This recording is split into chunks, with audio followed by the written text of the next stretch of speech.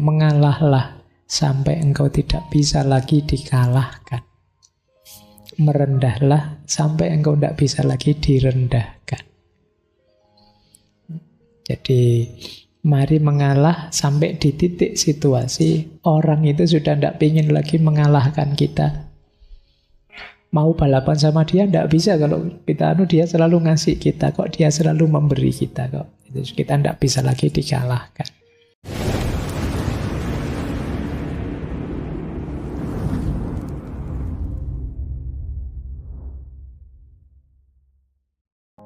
Assalamualaikum warahmatullahi wabarakatuh. Bismillahirrahmanirrahim. Ini yang sering diprotes orang. Pak, opo kita terus-terusan mengalah dalam hidup ini lah, ndak maju-maju kita, ndak sukses-sukses kita. Iya tentu saja, tidak semua dimensi hidup kita mengalah. Mengalah itu salah satu solusi dalam hidup. Kalau teman-teman nanti belajar tentang strategi menyelesaikan konflik, mengalah itu salah satunya. Nah, di situ saya sebut ada yang menghindar. Kalau ada masalah, ada konflik, menghindar saja. Itu juga solusi. Kadang-kadang memang kita harus menghindar. Masalah tertentu. Tidak semua masalah kamu harus lari, tapi memang ada masalah yang sebaiknya kamu menghindar saja, jangan ikut-ikutan. Ada yang bisa jadi kerjasama. Komunikasi yang baik, dicari solusi bersama. Ada yang harus kompromi, negosiasi. Ada yang biar saja berkompetisi, biar dua-duanya meningkat. Tapi ada yang memang kita harus mengalah. Nah, sekarang kita lihat ya, kalau ini praktisnya.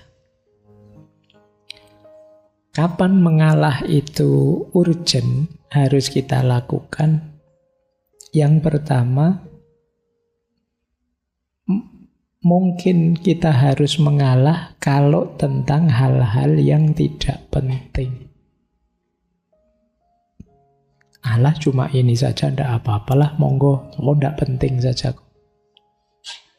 Nah, kadang-kadang kan banyak hal yang tidak penting terus jadi masalah besar karena kita tidak mau ngalah. Mungkin sekedar tempat duduk di warung saja. Wah, yalah, saya duluan nih, saya ini alah. Ngantri itu memang bagus. Tapi kadang-kadang ada orang nyerobot antrian dan lain sebagainya. Terus jadi rame, jadi gegeran. Kadang-kadang perlu mental ngalah. Ya sudahlah, kalau memang pingin duluan, mungkin anaknya di rumah sedang sangat lapar nungguan, wis monggo duluan. Wong ndak penting. Jadi masih seandainya kita telat, kita kalah, kita ndak duluan, ya ndak ada efek apa-apa untuk hidup kita. Nanti selesai ngaji rebutan keluar duluan nyari sandal, nyari motor itu kan ya, terus ayo latihan ngalah, yo monggo yang mau duluan ini. Oh ternyata motor saya yang nutupi jalan, yo kamu duluan. Oh kan gitu saja. Tidak harus dibikin rumit. Kita sering membuat rumit hal-hal yang simpel. Kalau tidak penting, ya ngalah saja, ngapain sih? Kecuali hal-hal urgent, hal penting. Yang kedua, mungkin kita harus ngalah juga ketika kita tidak yakin, tidak mantep dengan pandangan kita. Debat misalnya, wah yang benar begini loh, yang benar begitu loh. Nah, kadang-kadang kita juga tidak terlalu yakin dengan pikiran kita, tapi kan gengsi kalau kalah. Nah terus kita ngeyel. Mungkin sama-sama tidak mantapnya, saya sana juga tidak mantap, kita juga tidak mantap. Alah, wong sama-sama tidak mantapnya saja. Monggo lah kalau kamu mau yakin yang itu, kita jalan dengan itu. Kan tidak masalah. Wong sama-sama tidak mantapnya. Sama-sama masih hipotesis, sama-sama meragukan. Nah, masih belum teruji dua-duanya. Mungkin di konteks ini ya monggo ngalah saja, tidak apa-apa. Atau yang ketiga, Saya ngomong yang baik, dia juga ngomong yang baik. Saya tahu tawaran dia juga baik, tapi tawaran saya kan juga baik. Ini kan antara yang baik dengan yang baik. Mbok wis kamu ngalah saja. Toh yang jalan yang manapun juga sama-sama baik. Kamu milih mana? Naik motor tak bonceng ngopo? Naik gojek nanti tak bayari. Ini sama-sama baik, kok kamu ngalah saja, nggak usah ngeyel. Yang mana saja kan oke. Nanti jangan gegeran, sudahlah naik gojek saja tak bayari, mbok ndak tak bonceng saja. Terus gegeran, ngapain wong podo-podo api Sudah ditetapkan salah satu, kamu ngalah, ya sudahlah kalau kamu pengen bonceng, ayolah. Kan gitu saja selesai. Gitu loh. Kamu milih mana nanti? Itu kan tempat duduk saya. Misalnya, saya biasanya ngaji di situ kok. Ya sudah, kamu pakai tempat duduk saya, atau saya pakai tempat dudukmu, itu ya podo wae lah, wong ngaji cuma di sini saya, sama-sama baik. Sama-sama ngaji. Kadang-kadang kita itu berhadapan dengan pilihan yang baik dengan yang baik. Karena memang basicnya kita ini kan orang-orang baik dalam tanda petik ya. Tidak jahat sama sekali. Saya menginginkan kebaikan, dia juga menginginkan kebaikan kok. Cuma sudut pandangnya saja beda. Dalam konteks ini mungkin ya mengalah bisa jadi solusi biar tidak ada masalah yang tidak perlu. Pakai solusimu ayo, tidak apa-apa. Menurut saya juga baik. Solusiku kalau kamu mau ini. Kan gitu saja. Yang terakhir, kadang-kadang kita perlu mengalah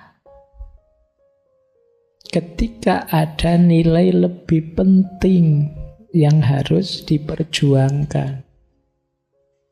Sudahlah saya ngalah, ndak apa-apa, ikut kamu. Karena kalau saya ndak ngalah, nanti kita bisa pecah persahabatan ini. Bagi saya persahabatan lebih penting. Jadi ada nilai lebih tinggi yang ingin kita pertahankan. Jadi kadang-kadang kita perlu yang semacam ini. Sudahlah, tidak apa-apa saya yang kalah nanti. Kalau kamu kalah bisa lebih fatal akibatnya, misalnya. Nah, ini namanya memperjuangkan nilai. Demi memperjuangkan nilai ini, tidak apa-apa saya ngalah, saya berkorban ini, saya berkorban itu. Jadi ada situasi-situasi yang sebaiknya kita mengalah. Ya tentu saja tidak semua situasi. Misalnya situasi kayak tadi yang pertama, kalau tidak terlalu penting ya. Tapi kalau sangat penting ya jangan ngalah. Menyangkut nyawa misalnya ya jangan ngalah. Kalau ada yang bilang ambil saja nyawaku, itu kan hanya anak-anak gombal yang bilang begitu. Aslinya ya jangan. Kalau urusan yang sangat penting. Makanya tadi saya bilang ini senjata harus pas makainya. Ada beberapa quote yang mungkin teman-teman bisa merenungi ya. Kenapa kita harus mengalah? Ada peribahasa menarik. Diam bukan berarti lemah. Mengalah bukan berarti kalah. Berserah bukan berarti menyerah. Semua ada waktunya. Ya tidak sepenuh hidup kita mengalah. Nanti ada waktunya. Kalau waktunya ngalah, ya mari kita ngalah saja. Demi nilai yang lebih besar tadi. Ada kalanya orang mengalah itu juga terpaksa. Itu ada quote kedua itu. Tiap hati punya batasnya. Kalau sudah di ujung jenuh, ia akan mundur tanpa disuruh. Dan mengalah tanpa diperintah. Nah, ini kalian mungkin bisa mengkontekskan dalam hidupnya ya. Kadang-kadang kamu berhadapan dengan situasi yang ya mau ndak mau saya harus ngalah. Kalau diterus-teruskan gini saya capek. Nah, itu situasi batas yang ya sudah. Memang ndak bisa diperbaiki lagi. Ndak bisa saya ngalah sudah. Itu situasi itu kita harus ngalah. Ada juga ngalah itu tuntutan situasi. Kadang mengalah dan minta maaf lebih baik daripada menjelaskan segalanya pada orang yang tak mau mengerti. Karena Ada orang yang dikasih penjelasan juga masih ngeyel, dijelaskan ini loh ya, saya sudah minta maaf, saya ngalah. Selesai sudah kan? Daripada habis waktu, habis energi banyak. Kan banyak itu kan, kadang kamu gegeran di medsos lama sampai ratusan jawab-jawaban. Ya sama-sama ngeyel, sama-sama ndak mau ngerti. Ya daripada gitu kamu nonton drama Korea saja. Daripada waktumu habis untuk ayel-ayelan. Nah yang terakhir itu menarik. Kalau ini agak ideal ya, kamu silahkan kontekkan dengan hidupmu. Mengalahlah sampai engkau tidak bisa lagi dikalahkan. Merendahlah sampai engkau tidak bisa lagi direndahkan. Jadi mari mengalah sampai di titik situasi orang itu sudah tidak ingin lagi mengalahkan kita. Mau balapan sama dia tidak bisa kalau kita dia selalu ngasih kita kok, dia selalu memberi kita kok. Itu kita tidak bisa lagi dikalahkan. Atau kita tidak bisa lagi direndahkan. Mungkin kita itu orangnya memang rendah hati. Direndahkan pun ya tidak apa-apa, biasa saja. Itu kan enak terus jadi orang mau merendahkan, apalagi orang ini saya kritik ini diterima saja, saya bilang begitu diiyakan saja, kan capek yang dasar kamu itu orang tidak pinter. Ya siap, nanti saya tak belajar lagi. Ya kan jadi tidak bisa lagi orang merendahkan kita gitu loh. Baik, ini situasi-situasi yang penting untuk kita sadari kapan dan bagaimana kita mengalah. Baik, ada beberapa quotes yang sering kita dengar. Ini sering sekali kita dengar. Sing waras ngalah. Peribahasa ini cocok dalam situasi ketika kita berhadapan dengan orang yang tidak waras. Dalam tanda petik. Orang tidak waras itu ya mikirnya ngawur, ngomongnya ngawur. Kalau kita ndak ngalah, kita katut tidak waras. Ya sudah, monggo lah. Kamu dengan pikiranmu, dengan anggapan kehebatanmu dan lain sebagainya. Ini namanya sing waras ngalah. Bukan berarti, Pak, nanti yang jadi menang, yang jadi yang ndak waras. Bukan itu maksudnya. Maksudnya ketika kamu berhadapan dengan orang yang tidak waras, mending kamu tinggal saja. Kamu ngalah. Kenapa? Orang ini tidak bisa diluruskan. Orang ini tidak bisa diberi petunjuk. Orang ini tidak bisa dituntun lagi. Dia sudah tidak waras. Dalam tanda petik. Makanya ngapain kamu capek-capek meladeni dia? Tuh loh. Wong sudah jelas itu salah, kita tunjukkan ini loh sampean salahnya di sini. Kok ngeyel terus? Sampai bilang suka-suka saya dong kalau saya anggap yang ini benar, mau apa? Ya wes kalau gitu sing waras ngalah. Jadi ini peribahasa ini untuk situasi ketika kita berhadapan dengan orang yang tidak waras. Orang yang berpikirnya gelap, orang yang ngajak debat tidak jelas jeluntrungannya, itu sing waras ngalah. Tentu saja sing waras punya kewajiban menyembuhkan yang tidak waras. Yo ngalah itu kan dalam rangka yo wis kamu bener baik, ayo kita perbaiki pelan-pelan. Itu persis kayak kalian waktu bicara dengan anak kecil itu. Anak kecil itu kan pikirannya belum lengkap. Kadang ngeyelnya luar biasa. Itu kalau kamu ndak ngalah, masuk mau tawuran sama anak kecil. Kan ndak pantas. Ya sudah, kan kita iyain saja. Meskipun sebenarnya kita ndak setuju. Ya sudah, nanti pelan-pelan ya, kita tuntun, kita tunjukkan yang benar mana. Itulah yang dimaksud sing waras ngalah. Kuatirnya kalau kita ndak ngalah, kita ketularan ndak waras. karena ngeladeni yang tidak waras terus-terusan. Oke, ini konteksnya peribahasa ini. Ada beberapa lagi peribahasa. Kalau ini positif ya, ada peribahasa wong sabar rezekine jembar. Wong ngalah umure berkah. Ini optimisme terhadap perilaku mengalah. Kalau ini tidak perlu saya jelaskan. Ada lagi dhuwur wekasane endek wiwitane. Tidak apa-apa kita diawali dengan merendah, mengalah. Justru disitulah kita jadi tinggi. Rasulullah itu mengalami banyak cobaan seperti saya ceritakan tadi. Beliau direndahkan. Beliau tidak dipercaya. Beliau dan sahabat-sahabatnya disiksa.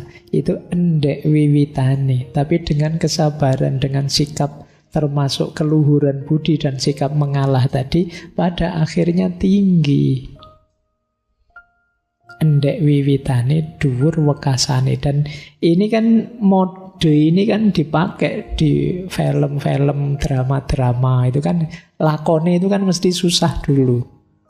Terus pada akhirnya dia unggul dan menang. Jadi orang baik itu dhuwur wekasane. Akhirnya dia tinggi, akhirnya dia menang. Meskipun endek wiwitane. Tidak apa-apa kalian mengawali dari rendah. Mungkin direndahkan, mungkin disusahkan. Tapi pada akhirnya kalian bisa tinggi. Termasuk tadi harus dengan mengalah dan lain sebagainya. Nah, ini juga mindset orang Jawa. Punya kepercayaan yang sangat kuat terhadap Tuhan. Kita kan selalu perhitungan. Pak, nanti kalau saya ngalah jangan-jangan ini, jangan-jangan itu. Jangan-jangan nanti saya malah ditindas. Kita bikin kalkulasi-kalkulasi bayangan kita sendiri. Tapi kalau orang Jawa ndak apa-apa, ndak usah khawatir. Gusti Allah mboten sare. Allah tidak tidur. Dia tahu kok kalau kita itu orang baik. Dia tahu apa yang ada di hati kita. Kita yang terlalu perhitungan seperti tadi jadinya ragu-ragu. Pada akhirnya ndak mantep. Mau ngalah malah ndak mantep. Mau ini mau itu ndak. Ya sudah. Kita serba ragu-ragu ndak jadi melakukan kebaikan. Mari kita mantepkan saja di sini. Gusti Allah mboten sare. Pak, saya dicurangi terus loh Pak. Ndak apa-apa. Gusti Allah mboten sare. Saya Pak dimaki-maki terus Pak, dikritiki terus Pak. Ndak apa-apa. Gusti Allah mboten sare. Itu nyam. Kalau kalian bisa ini hebat. Tapi hanya orang tertentu yang bisa pakai filosofi ini. Karena kita kan cenderung fight back. Kalau dikritik dianu ya pengen bales. Baik, ya ini latihan. Siapa tahu bisa nyampe sini kalian. Gusti Allah mboten sare. Kuatirnya apa sih? Kenapa sih kok sing waras ngalah? Kuatirnya kita itu rebut balung tanpa isi. Memperebutkan sesuatu yang tidak ada gunanya. Memperebutkan tulang yang tidak ada isinya. Wong cuma balung saja ngapain sih? Alah wong tema ndak jelas itu aja. Mbok wis terserah dia mau apa. Ngapain kamu berpanjang-panjang debat? Hanya rebut balung tanpa isi. Terus kalau perdebatanmu menang kenapa? Kalau kalah kenapa? Nah ini yang dimaksud rebut balung tanpa isi.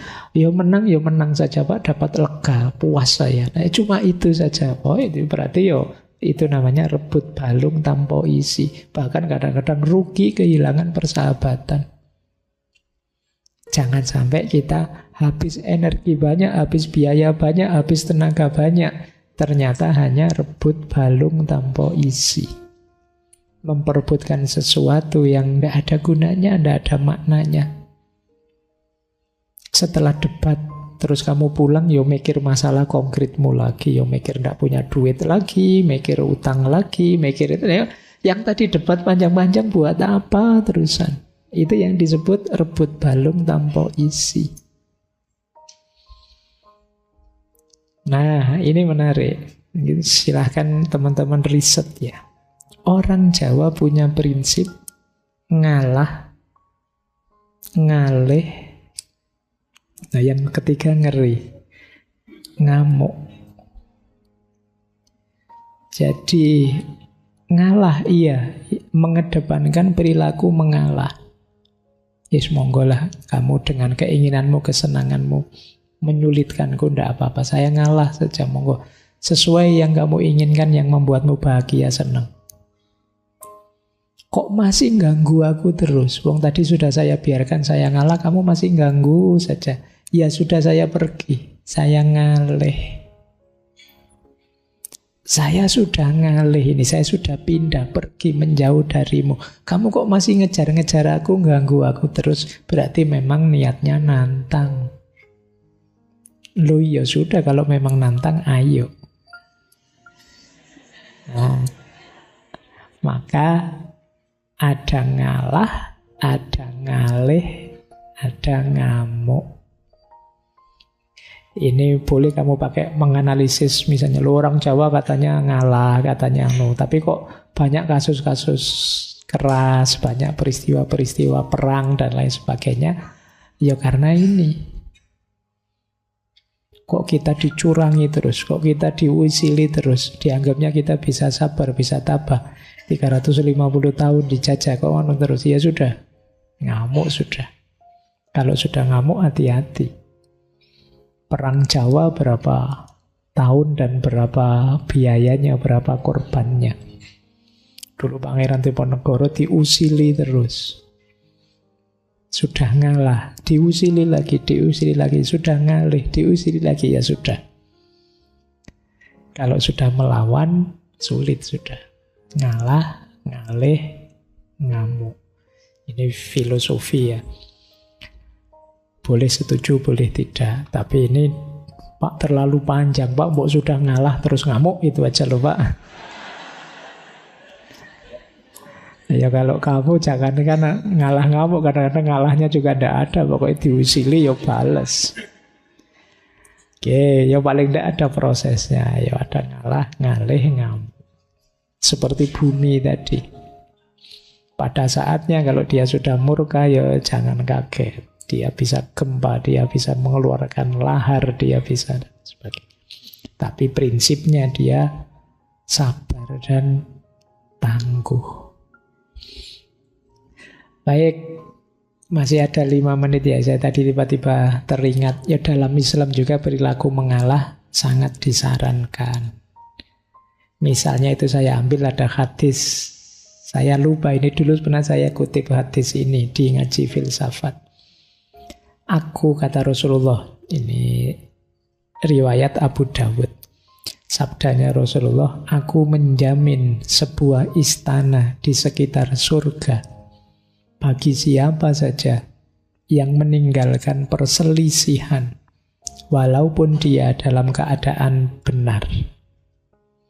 Dan di pertengahan surga bagi seorang yang meninggalkan dusta, walaupun dalam keadaan bercanda. Dan di bagian surga tertinggi bagi yang terpuji akhlaknya. Menghindari perdebatan, perselisihan yang tidak perlu, meskipun kita benar, itu berarti mulia. Mari kita mempersedikit perselisihan semampu kita. Ini salah satu hadisnya ya. Jadi ngalah saja tidak apa-apa. Kalau dampak dari perselisihan itu lebih besar efek negatifnya daripada kemenangan kita. Pinter-pinter kita ngukurnya. Dan toh oleh Rasulullah malah dijamin istana di sekitar surga. Itu kan lumayan kita. Meskipun di sekitar surga kan kalau main misalnya nongkrong di kafenya surga kan tinggal nyebrang. Kan dekat. Kalau ingin masuk di pertengahan surga ya hati-hati, kalau sedang bercanda jangan berdusta. Kalau ingin di surga yang tertinggi berarti totalitas diri kita harus kita bangun dengan akhlak yang terpuji. Ini isyarat dari Rasulullah. Kalau ini Imam Syafi'i, Kata Imam Syafi'i, termasuk menghinakan ilmu, yaitu berbantahan dengan setiap orang yang membantahmu dan berdebat dengan setiap orang yang mendebatmu. Jangan mau sembarangan debat, jangan mau sembarangan berbantahan, apalagi dengan orang yang tidak punya ilmu. Pada akhirnya hanya akan menghinakan ilmu. Kata Imam Syafi'i lagi, aku tidak akan pernah berdialog dengan orang yang tujuannya adalah aku lebih senang kalau dia salah.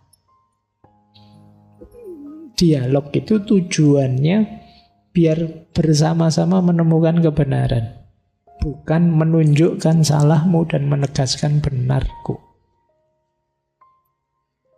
Dan Imam Syafi'i tidak mau. Kalau ada dialog kok tujuannya hanya ingin menunjukkan salahnya lawannya. Ya tujuannya tetap menegaskan kebenaran yang kita yakini. Nah ini contoh yang berhubungan dengan mengalah. Terakhir dari Imam Syafi'i ada pesan, hati-hati dengan gaya hidup menang kalah. Ini kan menang kalah itu kan saling menaklukkan, saling berkompetisi. Yang tidak mengalah tadi loh. Kalau hidup kita hanya ingin berkompetisi saja, ingin menang terus, unggul terus atas yang lain, ayo hati-hati, kata Imam Ghazali. Kenapa harus hati-hati? Sifat-sifat buruk itu biasanya menyusup.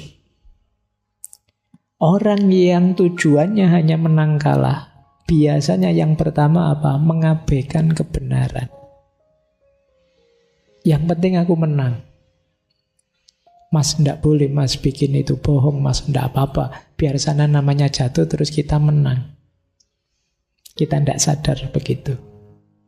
Ya kalau bahasa hari ini kita sering menghalalkan segala cara untuk menang. Yang kedua, dengki. Dengki itu seneng kalau lihat orang lain jelek, lihat orang lain runtuh, orang lain jatuh. Kalau kita logikanya menang kalah kan begitu. Begitu temenmu gagal, alhamdulillah dia gagal, berarti aku menang. Secara tidak sadar muncul kedengkian dalam diri kita. Atau kalau kita merasa lebih tinggi, tenang saja, seperti apapun dia tidak akan bisa mengalahkan kita. Itu yang disebut takabur, sombong. Kalau tidak begitu, kadang-kadang ada dendam. Mungkin kita pernah dikalahkan. Wah, dia sekarang kok unggul ya? Awas nanti saya bales, dendam. Atau muncul ghibah, ngomong jelek. Ya biasalah kalau tentang rival kan tetap ngomongnya jelek. Namanya ghibah. Atau apa? Tajassus. Tajassus itu mengamat-ngamati, mencari, meneliti jeleknya lawan. Tenang saja, saya punya jejak digitalnya. Kalau tidak ada, yuk dicari. Itu namanya tajassus. Wala tajassasu. Perintahnya Al-Quran. Jangan mengamat-amati, mencari-cari kesalahan. Jangan jadi intelnya yang lain, kecuali kalian memang intel. Kalau bukan intel, ya jangan praktek jadi intel. Jangan tajassus. Kadang-kadang kita jatuh pada munafik. Demi bisa menang, kita menciptakan kepalsuan-kepalsuan diri. Dan tentu saja mudah terjebak riya, pamer. Ini lo hebatku, ini lo luar biasaku. Jadi hati-hati yang mode hidupnya menang kalah. Pak, apa enggak boleh Pak? Kita menang, kita unggul dari yang lain boleh. Tapi jangan dijadikan mode hidup. Pak, saya itu cuma belajar saja pingin nilai tinggi. Ternyata kok malah jadi yang terbaik Pak, saya unggul. Ya enggak apa-apa, alhamdulillah.